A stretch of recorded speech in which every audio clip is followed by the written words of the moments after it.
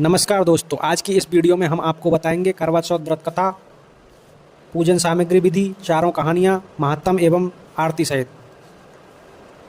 Video शुरू करने से पहले यदि आप हमारे चैनल पर नए हैं तो हमारे चैनल आचार्य श्री हरिओम जी महाराज को सब्सक्राइब करें, लाइक करें, शेयर करें। तो आइए जानते हैं करवा चौथ व्रत की कथा। यह व्रत अति प्राचीन है। इसका प्रचलन महाभारत से भी पूर्व का है। यह व्रत सौभाग्यवती महिलाओं के लिए उत्तम माना गया है। सामान्य मान्यता के अनुसार सुहागनें इस व्रत को अपने सुहाग पति की दीर्घायु के लिए रखती हैं। कहा जाता है कि इसे पांडवों की पत्नी द्रौपदी ने भी किया था। व्रत की विधि। यह व्रत कार्तिक मास के कृष्ण पक्ष को चंद्रोदय चतुर्थी को करवा चौथ कहते हैं। इस दिन सुहागिन स्त्रियां चावल पीसकर दीवार पर करवा चौथ बनाती हैं, जिसे बर कहते हैं। इस करवा चौथ में पति के अनेक रूप बनाए जाते हैं तथा सुहाग की वस्तुएं जैसे चूड़ी, बिंदी, बिछुआ, मेहंदी और महावर आदि के साथ साथ दूध देने वाली गाय, करुआ बेचने वाली कुम्हारी, महावर लगाने वाली नाहिन, चूड़ी पहनाने वाली मनिहारी, 7 भाई और उनकी इकलौती बहन, सूर्य, चंद्रमा, गौरा और पार्वती आदि देवी देवताओं के भी चित्र बनाए जाते हैं। सुहागिन स्त्रियों को इस दिन निर्जल व्रत रखना चाहिए। रात्रि को जब चंद्रमा निकल आए तब उसे अर्घ्य देकर भोजन करना चाहिए। पीली मिट्टी की गौरा बनाकर उसकी पूजा करनी चाहिए।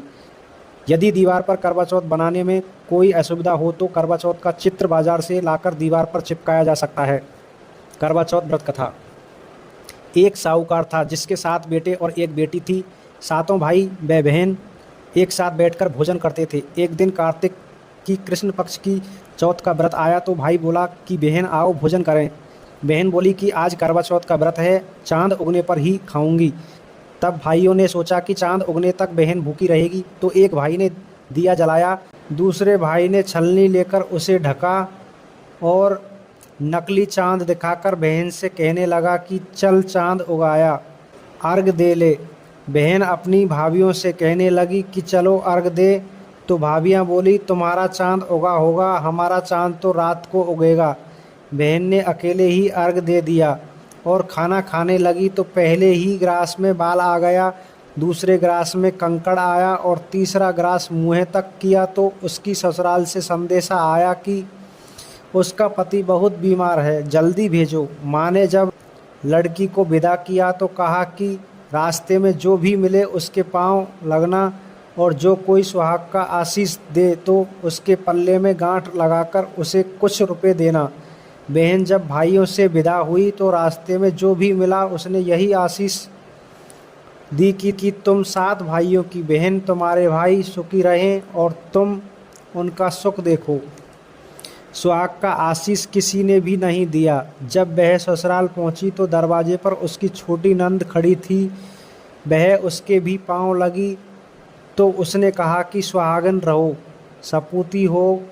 उसने यह सुनकर पल्ले में गांठ बांधी और नंद को सोने का सिक्का दिया।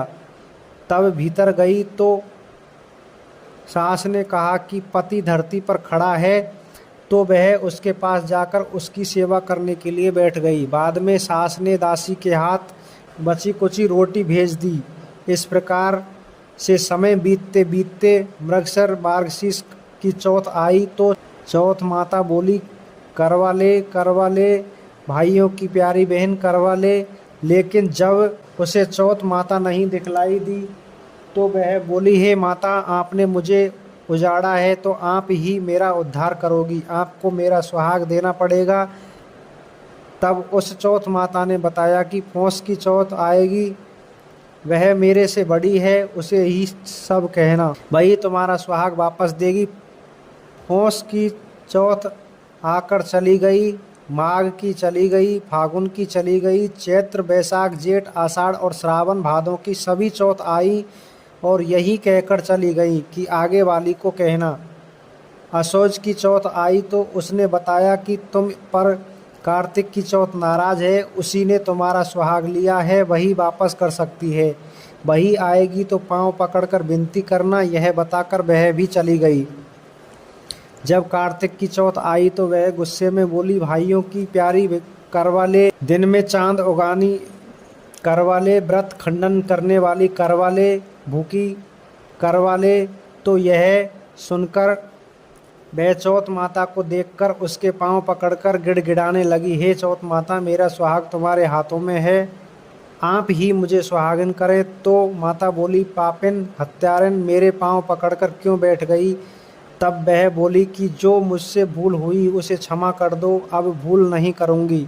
तो चौथ माता ने प्रसन्न होकर आँखों से काजल, नाखूनों में से मेहंदी और टीके में से रोली लेकर छोटी उंगली से उसके आदमी पर छींटा दिया। तो वह उठकर बैठ गया और बोला कि आज मैं बहुत सोया। वह बोली, क्या सोए? मुझे तो 12 महीने हो गए। अब जाकर चौथ माता ने मेरा पूरा सुहाग लौटाया। तब उसने कहा कि जल्दी से माता का पूजन करो। जब चौथ की कहानी सुनी, करवा का पूजन किया, तो प्रसाद खाकर दोनों पति पत्नी चौपड़ खेलने बैठ गए। नीचे से दासी आई, उसने दोनों को चौपड़ पासे से खेलते देखा तो उसने सासू जी को जाकर बताया। तब से सारे गांव में यह बात प्रसिद्ध होती गई कि सब स्त्रियां चौथ का व्रत करें तो सुहाग अटल रहेगा। जिस तरह से साहूकार की बेटी का सुहाग दिया, उसी तरह से चौथ माता सबको सुहागन रखे। यही करवा चौथ के उपवास की सनातन महिमा है। करवा चौथ व्रत कथा दूसरी।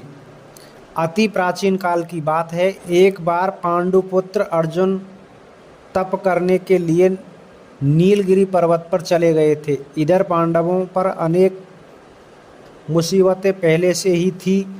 इससे द्रौपदी ने शोक विलाप हो कृष्ण की आराधना। कृष्ण उपस्थित हुए और पूछा, कहो क्या कष्ट है तुम्हें? प्रभु, द्रौपदी ने हाथ जोड़कर कहा, मुझे क्या कष्ट है? आप तो स्वयं जानते हैं, आप तो अंतर्यामी हो।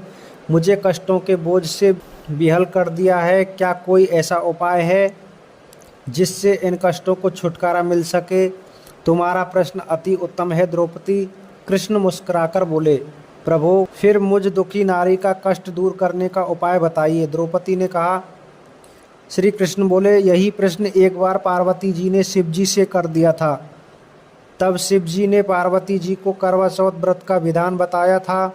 तब द्रौपदी बोली, प्रभु, करवा चौथ व्रत की जानकारी मुझे भी दीजिए और उसकी कथा कहिए। तब कृष्ण ने एक पल सोचने के बाद कहा, दुख सुख जो सांसारिक माना जाता है, प्राणी उसमें सदा ही लिप्त रहता है। मैं तुम्हें अति उत्तम करवा चौथ व्रत की कथा सुनाता हूँ, इसे ध्यान से सुनो। प्राचीन काल में गुणी विद्वान धर्मपरायण एक ब्राह्मण रहता था। उसके 4 पुत्र तथा गुणवती सुशील पुत्री थी। पुत्री ने विवाहित होकर चतुर्थी का व्रत किया, किंतु चंद्रोदय से पूर्व ही उसे सुदा ने बाध्य कर दिया, जिससे उसके स्नेही भाइयों ने छल से पीपल की आड़ में कृत्रिम चंद्रमा बनाकर दिखा दिया। लड़की ने अर्घ देकर भोजन कर लिया। भोजन करते ही उसके पति की हृदय गति बंद हो गई। इससे दुखी हो उसने अन्न जल त्याग दिया। उसी रात्रि में इंद्राणी भूमिचरण करने आई। ब्राह्मण पुत्री ने उससे अपने दुख का कारण पूछा। इंद्राणी ने बताया, तुम्हें करवा चौथ व्रत में चौथ दर्शन से पूर्व भोजन कर लेने से यह कष्ट मिला है। तब उस लड़की ने अंजलि बांधकर विनय की कि इससे मुक्त होने का कोई उपाय बताइए। इस पर इंद्राणी ने कहा, यदि तुम विधि पूर्वक अगली करवा चौथ का व्रत करो तो तुम्हारे पति पुनर्जीवित हो जाएंगे। कन्या ने ऐसा करने का वचन दिया तो उसका पति स्वस्थ हो गया। इस पर उस कन्या ने वर्ष भर प्रत्येक चतुर्थी का व्रत किया और अनंत अखंड सुहाग प्राप्त किया। श्री कृष्ण ने कहा, हे द्रौपदी, यदि तुम इस व्रत को करोगी तो तुम्हारे भी संकट टल जाएंगे। इस प्रकार द्रौपदी ने यह व्रत किया और पांडव सभी क्षेत्रों में विजयी हुए। इस प्रकार सौभाग्य, पुत्र पुत्रादि और धन धान्य की इच्छुक स्त्रियों को यह व्रत विधि पूर्वक करना चाहिए। इस व्रत में भगवान शंकर की आरती की जाती है। करवा चौथ व्रत कथा तीसरी। एक ब्राह्मण परिवार में 7 बहुएं थी। 6 बहुओं के मायके वाले बहुत अमीर थे, इसी कारण ससुराल में उनका बड़ा मान था। परंतु छोटी के मायके में कोई न था। वह घर का सारा काम काज करती, सबकी सेवा करती, पर कोई भी उससे प्यार नहीं करता। सभी दुत्कारते रहते। तीज त्योहारों पर भी जब उसके मायके से कोई न आता तो वह बहुत दुखी होती। हर वर्ष की तरह इस वर्ष भी करवा चौथ का व्रत आया। अन्य बहुओं के मायकों से उसके छोटे भाई करवा लेकर आए, पर छोटी के मायके से यदि कोई होता तो करवा लेकर आता। सास भी छोटी को ही खरी खोटी सुना रही थी। वह दुखी हो घर से निकल पड़ी और जंगल में जाकर रोने लगी। एक नाग बहुत देर से उसका रोना सुनता रहा। अंत में वह अपने बिल से निकल आया तथा छोटी बहू से पूछने लगा, बेटी क्या बात है, तुम रो क्यों रही हो? छोटी बहू बोली, आज करवा चौथ है, मेरा कोई भाई नहीं है। यदि मेरा कोई भाई होता तो आज जरूर करवा लेकर आता। नाग को छोटी बहू पर दया आ गई। नाग ने कहा, बेटी तुम घर चलो, मैं अभी करवा लेकर आता हूँ। थोड़ी देर बाद नाग बहू की ससुराल पहुँचा। ससुराल वाले इतना सामान देखकर चकित हो गए। सास भी प्रसन्न हो गई। सास ने प्रसन्न मन से छोटी बहू को नाग देवता के साथ भेज दिया। नाग देवता ने छोटी बहू को अपना सारा महल दिखाया और कहा, जितने दिन चाहो आराम से रहो, मन चाहा खाओ, मन चाहा पहनो, पर एक बात याद रखना, सामने रखी नांद कभी मत खोलना। छोटी बहू सारा समय महल में आराम से काटती, पर नांद के बारे में उसकी उत्सुकता बढ़ती जाती। एक दिन जब घर में कोई न था, उसने नांद को उठाकर देखा तो हजारों छोटे छोटे सांप के बच्चे इधर उधर रेंगने लगे। उसने जल्दी ही नांद को ढक दी। जल्दी में एक सांप की पूंछ नांद के नीचे आकर कट गई। शाम को नाग के आने पर छोटी बहू ने अपनी गलती स्वीकार कर ली। नाग ने भी उसे क्षमा कर दिया। जब छोटी बहू ने ससुराल जाने की इच्छा की तो उसे धन रत्न आदि देकर विदा किया। छोटी बहू के ससुराल में अब उसकी बड़ी इज्जत होने लगी। जिस सांप की पूंछ कटी थी उसे सभी बंडा कहकर तंग करते। एक दिन उसने अपनी माँ से पूछा कि मेरी पूंछ कैसे कटी। माँ ने कहा कि छोटी बहू के नांद उठाने से और जल्दी में रखने में ही तुम्हारी पूंछ कटी है। तो वह बोला कि मैं छोटी बहू से बदला लूँगा। माँ के बहुत समझाने पर भी वह एक दिन चुपचाप छोटी बहू के घर जा छुपा और मौका पाकर उसे काटने की सोचने लगा। वहाँ छोटी बहू और उसकी सास में किसी बात पर बहस हो रही थी। तो छोटी बहू कसम खाकर कह रही थी कि मैंने ऐसा नहीं किया। वह कह रही थी कि मुझे बंडा भैया से प्यारा कोई नहीं है। उन्हीं की कसम खाकर कहती हूँ कि मैंने ऐसा नहीं किया। बंडा भाई ने जब सुना तो सोचने लगा, जो मुझसे इतना प्यार करती है मैं उसे ही काटने आया हूँ। वह चुपचाप घर चला गया। माँ ने पूछा, ले आए बहन से बदला? वह कहने लगा, माँ बहन से कैसा बदला? तभी से बंडा भाई व छोटी बहन हुए। भाई प्रतिवर्ष चौथ के दिन करवा लेकर जाता। वह बहन बड़े प्यार से करवा चौथ का व्रत करती। करवा चौथ व्रत कथा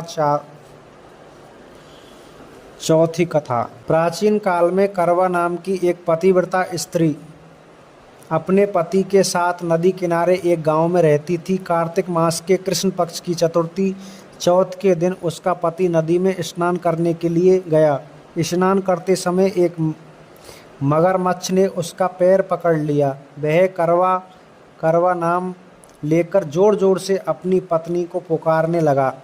उसकी आवाज़ सुनकर उसकी पत्नी दौड़कर आई और उसने मगर को कच्चे धागे से बांध दिया। मगर को बांधकर वह यमराज के यहाँ पहुँची और यमराज से बोली, भगवान, मगरमच्छ ने मेरे पति का पैर पकड़ लिया है, अतः पैर पकड़ने के अपराध में आप अपने बल से उस मगरमच्छ को नरक में ले जाओ। यमराज ने कहा, अभी मगरमच्छ की आयु शेष है, अतः मैं उसे नहीं मार सकता। इस पर करवा ने कहा, यदि आप ऐसा नहीं करोगे तो मैं आपको श्राप देकर नष्ट कर दूंगी। यह सुनकर यमराज डर गए और उस पतिव्रता स्त्री करवा के साथ जाकर मगरमच्छ को उन्होंने यमपुरी भेज दिया और करवा के पति को दीर्घायु प्रदान की। उसी दिन से यह करवा चौथ मनाई जाती है और सुहागिन स्त्रियों के द्वारा व्रत रखा जाता है। हे करवा माता, जैसे तुमने अपने पति की रक्षा की वैसे ही सबके पतियों की रक्षा करना। आरती श्री गणेश जी की। जय गणेश जय गणेश जय गणेश देवा, माता जाकी पार्वती पिता महादेवा। जय गणेश जय गणेश जय गणेश देवा, माता जाकी पार्वती पिता महादेव। एक दंत दयावंत चार भुजाचारी, मस्तक सिंदूर सोहे मूसे की सवारी। जय गणेश जय गणेश जय गणेश देवा, माता जाकी पार्वती पिता महादेव। अंधेन को आंख देत, कोड़िन को काया, बांझन को पुत्र देत, निर्धन को माया। जय गणेश जय गणेश जय गणेश देवा, माता जाकी पार्वती पिता महादेवा। हार चढ़े फूल चढ़े और चढ़े मेवा, हार चढ़े फूल चढ़े और चढ़े मेवा। लड़ुअन का भोग लगे संत करे सेवा। जय गणेश जय गणेश जय गणेश देवा, माता जाकी पार्वती पिता महादेव। दीनन की लाज राखो शंभु सुतवारे, दीनन की लाज राखो शंभु सुतवारे। कामना को पूरन करो जग बलिहारी। जय गणेश जय गणेश जय गणेश देवा, माता जाकी पार्वती पिता महादेवा। जय गणेश जय गणेश जय गणेश देवा, माता जाकी पार्वती पिता महादेवा। बोल गणपत जी महाराज की जय। आरती श्री शिव जी की। जय शिव ओमकारा, बोले हरे शिव ओमकारा। ब्रह्मा विष्णु सदा शिव, ब्रह्मा विष्णु सदा शिव, हरिधांगी धारा। ओम जय शिव ओमकारा। एकानन चतुरानन पंचानन राजे, भोले पंचानन राजे। हंसानन गरुड़ासन, हंसानन गरुड़ासन, ब्रजवाहन साजे। ओम जय शिव ओमकारा। दो भुज चार चतुर्भुज, दस भुज अति सोए, भोले दस भुज अति सोए। तीनों रूप रखते, तीनों रूप रखते, त्रिभुवन जन मोए। ओम जय शिव ओमकारा। अक्षमाला बनमाला, मुंड माला धारी, भोले मुंड माला धारी। चंदन मृग मद सोए, चंदन मृद मग सोए, भाले शुभकारी। ओम जय शिव ओमकारा। श्वेतांबर पीतांबर बागंबर अंगे, भोले बागंबर अंगे। सनकादिक ब्रह्मादिक, सनकादिक ब्रह्मादिक, भूतादिक संगे। ओम जय शिव ओमकारा। कर के मध्य कमंडल, चक्र त्रिशूल धरता, भोले चक्र त्रिशूल धरता। जग करता जग भरता, जग करता जग भरता, जग पालन करता। ओम जय शिव ओमकारा। ब्रह्मा विष्णु सदा शिव, जानत अविवेका, भोले जानत अविवेका। प्रणवाक्षर के मध्य, प्रणवाक्षर के मध्य, ये तीनों एका। ओम जय शिव ओमकारा। त्रिगुण स्वामी जी की आरती जो कोई नर गावे, स्वामी प्रेम सहित गावे। कयत शिवानंद स्वामी, जपत हरि हर स्वामी, सुख संपत पावे। ओम जय शिव ओमकारा। जय शिव ओमकारा, बोले हरे शिव ओमकारा। ब्रह्मा विष्णु सदा शिव, ब्रह्मा विष्णु सदा शिव, हरिधांगी धारा। ओम जय शिव ओमकारा। बोले शंकर भगवान की जय। आरती श्री गणपत जी की। गणपति की सेवा मंगल मेवा, सबसे सब विघ्न टरे। तीनों लोक को 33 देवता, द्वार खड़े सब अरज करे। रिद्धि सिद्धि दक्षिणा बाम विराजे, अरु आनंद सुचवर करे। धूप दीप और लिए आरती, भक्त खड़े जय जयकार करे। गुड़ के मोदक भोग लगत हैं, मूसक वाहन चढ़े करे। सोम सेवा गणपति जी की, विघ्न भाग जा दूर परे। भादो मास शुक्ल चतुर्थी, दिन दोपारा पूर परे। लियो जन्म गणपति प्रभु ने, दुर्गा मन आनंद भरे। श्री शंकर के आनंद उपजो, नाम सुने सब विघ्न टरे। आन विधाता बैठे आसन, इंद्र अप्सरा नृत्य करे। देख वेद ब्रह्मा जी को, विघ्न विनाशक नाम घरे। एक दंत गज बदन विनायक, त्रिनयन रूप अनूप धरे। पग खम्बा सा उधर पोस्ट है, देख के चंद्रमा हास्य करे। दे श्राप चंद्र देव को, कलाहीन तत्काल करे। 14 लोक में फिरे गणपति, 3 भुवन में राज करे। उठ प्रभात जो आरती गावे, ताके सिरयत छत्र फिरे। गणपति जी की पूजा पहले करनी, काम सभी निर्विघ्न करे। श्री प्रताप गणपति जी की, हाथ जोड़ स्तुति करे। बोल गणपति जी महाराज की जय।